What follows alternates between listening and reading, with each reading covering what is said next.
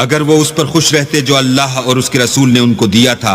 और कहते कि हमें अल्लाह काफी है और अल्लाह अपने फजल से और उसके पैगंबर अपनी मेहरबानी से हमें फिर दे देंगे और हमें तो अल्लाह ही की ख्वाहिश है, तो उनके हक में बेहतर होता। सदकात यानी ज़कात और खैरात तो मुफलिसों और मोहताजों और कारकुनान सदकात का हक है,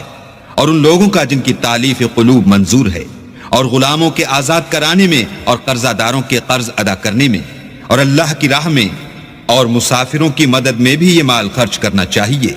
ये हुकूक अल्लाह की तरफ से मुकर्रर कर दिए गए हैं,